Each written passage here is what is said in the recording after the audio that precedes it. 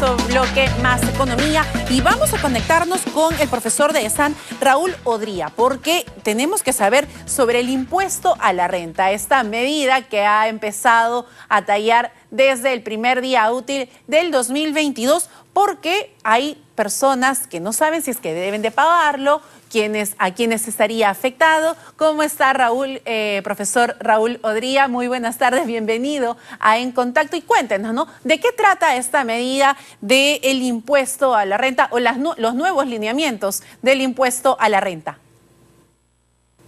Hola Jackie, muy buenas tardes. Gracias por esta nueva invitación. Efectivamente, estas nuevas medidas para efecto del cálculo del impuesto a la renta de las personas naturales viene de la mano con el aumento de la UIT que ha sido aprobado a 4.600 soles. ¿En qué consiste? El impuesto a la renta que regula las rentas obtenidas por las personas naturales por su trabajo, es decir, rentas de cuarta categoría para el trabajo independiente y rentas de quinta categoría para el trabajo dependiente, tienen ciertos reguladores basados en UIT. ¿En qué consiste? Hasta 7 UITs, es decir, con el nuevo valor 32.200 soles, se tratan de rentas inafectas para el impuesto a la renta. Es decir, a los trabajadores dependientes de una empresa que ganen hasta esta suma, que mensualmente serían 2.300 soles, no están obligados al pago de este impuesto a la renta. En el caso de los trabajadores está sujeto a una retención.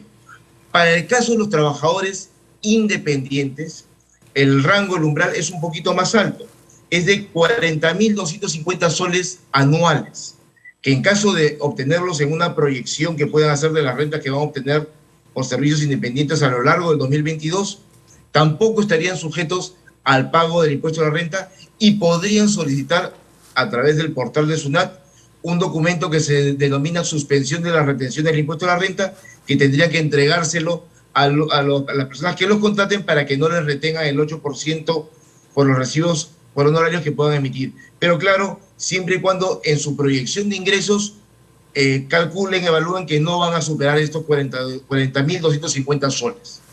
Ahora, ¿qué pasaría? Es importante, porque muchas personas que siempre a fin de año están como que en modo rompiendo el chanchito para saber cuánto es lo que deben de pagar en el anual, ¿no? En este caso que se presenta en los marzos de cada año. Pero ¿qué va a pasar con aquellas personas que superen estos importes?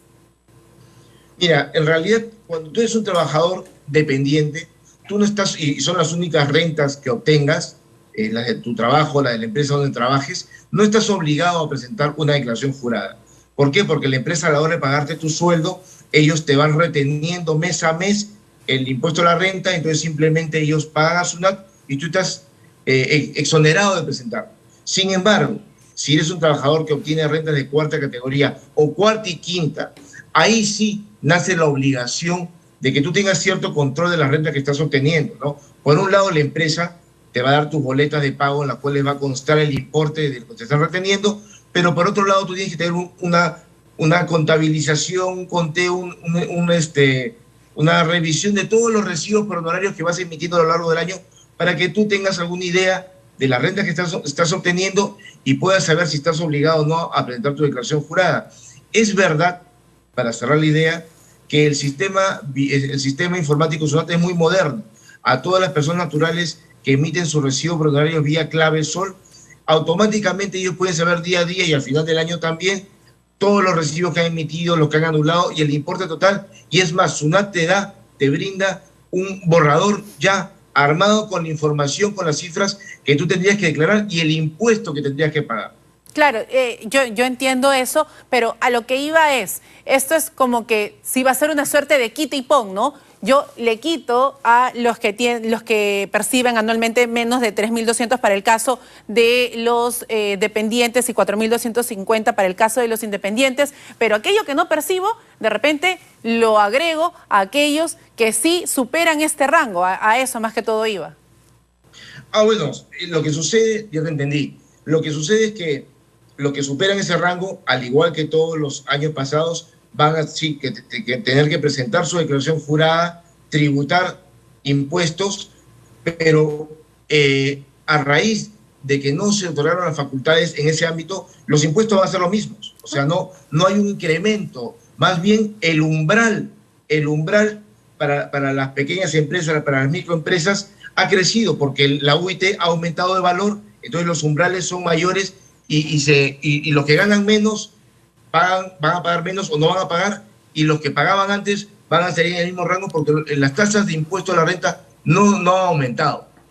Entiendo. Ahora, sobre precisamente la UIT, que está generando bastante controversia y conmoción en estas últimas horas, claro, pasar de 4.200 a 4.600, y digamos que la UIT es la base para todo. ¿Qué va a pasar, por ejemplo, con a quienes se les impongan papeletas, a quienes tengan alguna suerte de multa, por ejemplo, quienes no votan, ¿no? Ahora que estamos iniciando un año electoral, tienen una multa de 82, 89 soles, si la memoria no me falla? Esto evidentemente se va a incrementar porque la UIT también ha aumentado.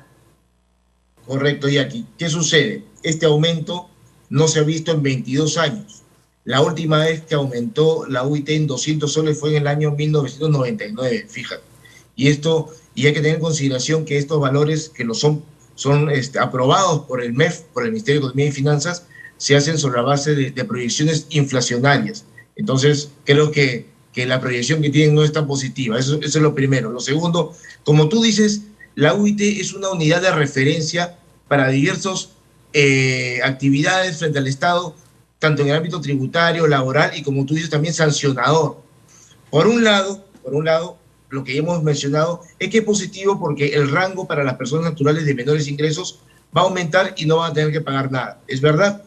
Pero por otro lado, como has adelantado, la medición de las infracciones, de las sanciones del Estado, no solamente del gobierno central, sino también municipales y de todo el ámbito, se calculan sobre la base de la UIT. Un OIT o porcentajes proporcionales de la misma. Entonces, efectivamente, cuando la multa era el 50% de la UIT, la multa está subiendo bastante más con este aumento de 200 soles. Sí, es verdad. Además, no solamente las multas, en todos los procedimientos, o coloquialmente trámites, que se tienen que pagar para diversos ámbitos, la tasa que se pague por estos procedimientos va a aumentar. Va a aumentar en relación a los 200 soles que han aumentado de UIT. Ahora, con esta medida, ¿cómo queda la caja fiscal? Porque entiendo que hay un sector bastante importante que va a dejar de pagar impuestos, ¿no? Y por el otro lado, tú comentabas que quienes superen estos rangos, reiteramos, de 32.200 soles para el caso de los independientes y 40.250 para el caso de los independientes, quienes superen estos rangos van a tener que pagar lo que ya venían pagando anteriormente, porque no ha habido ningún incremento, incluso hasta podría ser una suerte de reducción, ¿no?, en el pago de sus impuestos anuales. ¿Esto cómo afecta a la caja fiscal? Sí, en realidad, sinceramente, la UIT no tiene un efecto recaudatorio, sino es un tema para poder medir. Por el contrario, con este aumento en las infracciones y en los costos de los procedimientos o trámites administrativos, el Estado va a recaudar un poco más de lo que recaudó el año pasado, claro, y es más, con 200 soles más de valor del UIT, es un ingreso, realmente no es material, pero sí es un mayor ingreso que va a tener el Estado. A efectos tributarios no tiene un efecto respecto a la recaudación que pueda realizar el Estado, un poco por lo que ya mencioné, porque realmente los impuestos no han aumentado de tasa, sigue siendo lo mismo para todos, tanto para las empresas como para las personas naturales. En algunos casos se ha aprobado el otorgamiento de facultades, pero ninguno de ellos está relacionado a un aumento de las tasas impositivas. Entiendo. Y esto, claro está, nada tiene que ver con el 18% del IGB, para que la gente lo tenga bastante claro. No, ese es otro impuesto para el cual tampoco se otorgaron facultades legislativas para aumentarlo o disminuirlo, podría haber sido el caso, pero no.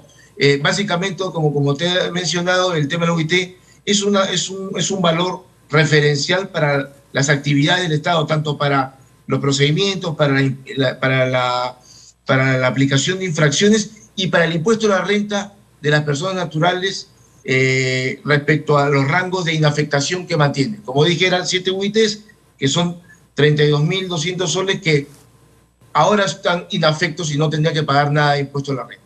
Ahora, esto aplica para marzo siguiente porque entendemos de que en marzo se presentan los impuestos anuales del año anterior, del 2021, o es que recién se va a aplicar para los impuestos del 2023. Correcto, muy buena pregunta. El nuevo valor de la UIT rige del 1 de enero al 31 de diciembre de 2022. Ese es el rango. Y como bien has adelantado, el impuesto de renta que se va a declarar en los próximos marzo y abril está relacionado al ejercicio pasado. Es decir, el valor de referencia de la UIT es del 2021. El 2021, el nuevo valor de referencia se aplica exclusivamente en este ejercicio.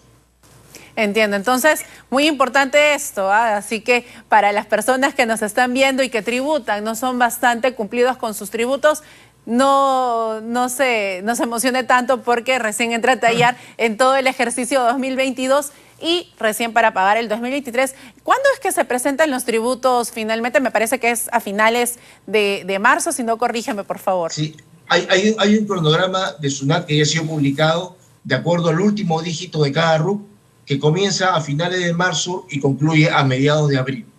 Entiendo. Tanto para personas naturales como personas jurídicas, para empresas. Entiendo. Entonces, y estos 32,000 soles, ¿incluye las gratificaciones? Claro. Todo está calculado en 14 sueldos al año. Correcto. Que no tiene nada que ver, digamos, los depósitos de CTS, en el caso de quienes reciban utilidades o algunos otros tipos de pagos extemporáneos. Correcto, así es.